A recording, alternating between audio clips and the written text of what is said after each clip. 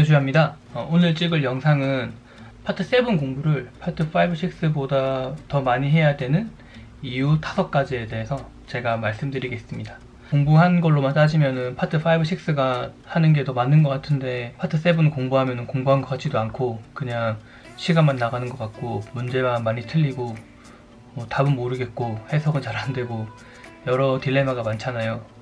하지만 여러분이 진짜 아셔야 되는 게 토익 공부를 잘 하시는 분들, 고득점 받으시는 분들은 파트 5, 6 때문에 그런 게 아니라 파트 7 때문에 그런 거거든요. 몸에 좋은 것도 맛이 쓰듯이 고진감래라는 단어가 있잖아요. 그렇기 때문에 그 역경을 잘 이겨내고 나가셔야지 토익 고득점에 하실 수 있으세요. 그래서 우선 5가지를 말씀드리자면은 첫 번째, 문제수가 파트 7이 더 많아요. 파트 5는 30문제, 파트 6는 4문제씩 4지문이 나오기 때문에 16문제가 나오죠. 그리고 나머지가 파트 7이잖아요.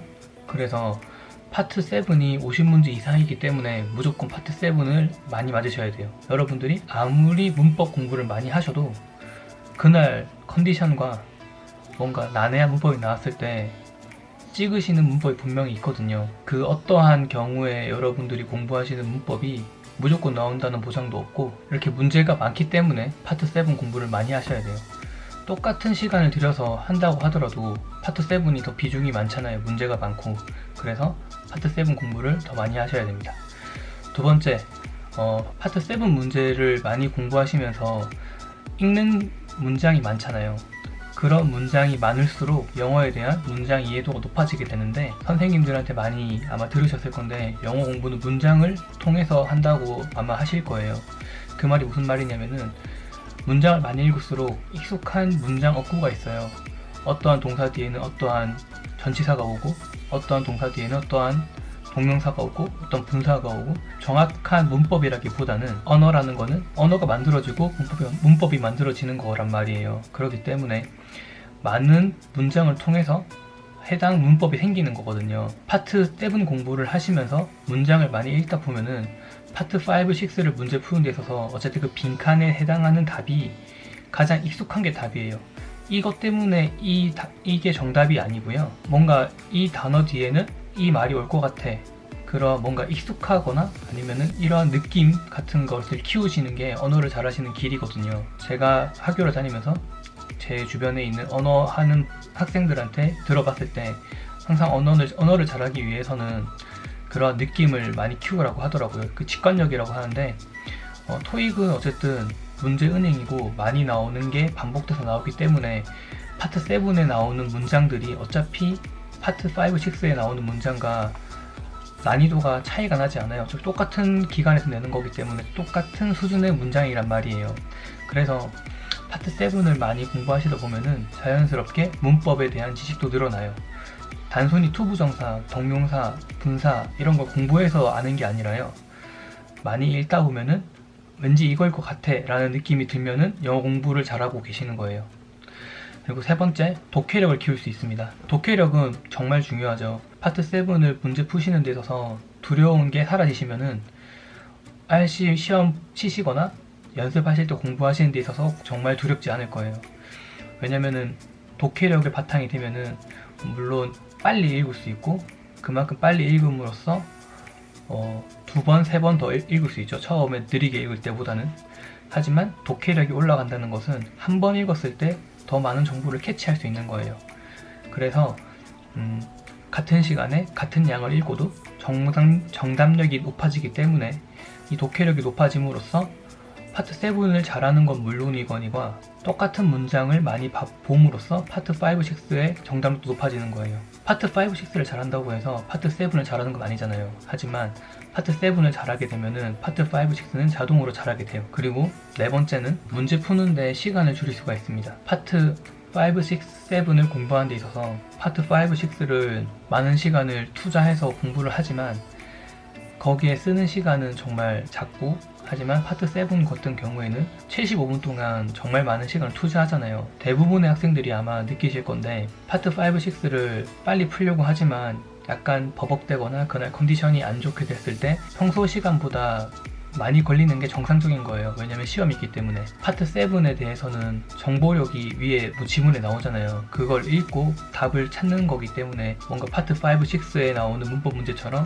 내 머릿속에 있는 것을 끄집어내서 쓰는 게 아니고요. 읽고 답을 찾는 거기 때문에 그만큼 더 정답을 찍는데 논리적으로, 이론적으로 더 당연하게 정답 찾을 수가 있어요.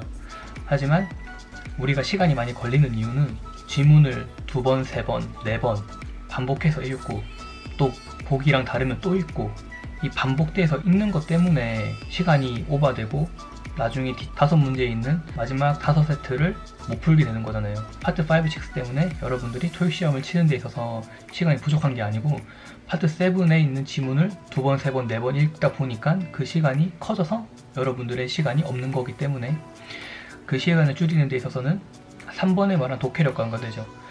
파트 7의 시간을 줄이셔야지 여러분들이 진짜 고득점으로 가실 수가 있어요. 예를 들어서 파트 5, 6를 공부를 하잖아요. 애매한 문제가 있어요.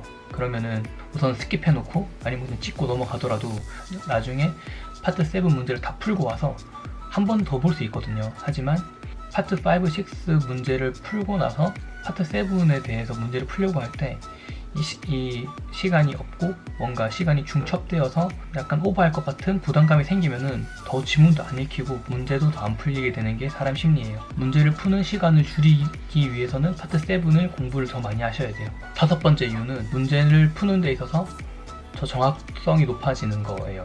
그 말이 무슨 말이냐면은 파트 5, 6는 공부를 물론 뭐 단어를 많이 알고 문법에 대한 지식을 많이 가지고 가서 빈칸을 채우는 거라면은 파트 7은 지문을 읽고 문제를 푸는 거잖아요. 그렇기 때문에 정답을 찍는 데 있어서 훨씬 확률이 높아지는 거예요. 내가 아는 지식이 아니라 보고 읽고 그거에 대한 답을 찾는 거기 때문에 잘 읽으면은 그냥 답이 나오는 거죠. 여러분들 아마 파트 7 공부하시는 데 있어서 2문제짜리 지문 있잖아요.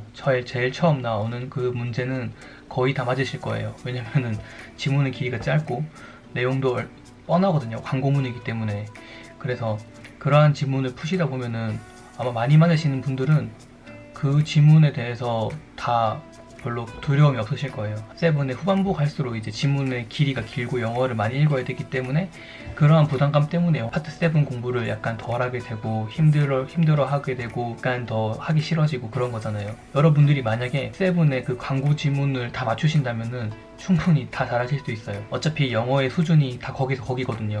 파트 7 초반부 지문이나 나중에 후반부 지문이나 어차피 똑같은데 그냥 양이 많아지는 거지 영어적으로 뭔가 더 심도 있는 뭐 은유적인 표현에도 더 들어간 건 아니에요. 어차피 실무 영어잖아요, 토익은. 여러분들이 정답률을 높이시는데 정말 중요한 거는 파트 5, 6는 미리 공부한 거를 가지고 가서 하는 거라면 파트 7은 그날 할 수 있고 정보가 주어지기 때문에 정답률을 높이시려면은 파트 7 공부하는 게 더 맞아요. 그리고 이거는 다른 이유인데 파트 5, 6는 어차피 공부를 해도 그날 컨디션이나 아는 것 때문에 뽀록이 날 수도 있고요. 아니면 잘못 찍어서 나락이 될 수도 있는데 파트 7은 내가 잘 읽고 푸는데 지장이 없게 된다면은 자연히 어떠한 시험을 쳐도 그 점수의 폭이 변화가 없을 거예요. 그래서 영어적인 실력을 키우신다면은 파트 7 공부를 하셔야 되고 파트 7에 대한 정답력이 높아져야 돼요. 그거는 정말 진리인 것 같아요. 제가 공부법에 대한 영상을 좀 많이 올렸는데 각 파트별에 해당하는 내용은 그 영상들을 참고해 주시고요. 뭔가 공부를 하다가 모르겠거나 이때 어떻게 해야 되는지 뭔가 애매한 그런 것들은 질문 남겨주시면 바로 댓글로 제가 다 답변해 드릴 테니까 열성을 다해서 단기간에 꼭 성취를 하셨으면 좋겠어요. 이상으로 영상을 마치겠고요. 제 영상이 도움이 되셨다면 좋아요와 구독 꼭 눌러주시고요. 공부 열심히 하셔서 여러분들의 목표에 꼭 도달하셨으면 좋겠습니다. 이상으로 영상을 마치겠습니다. 감사합니다.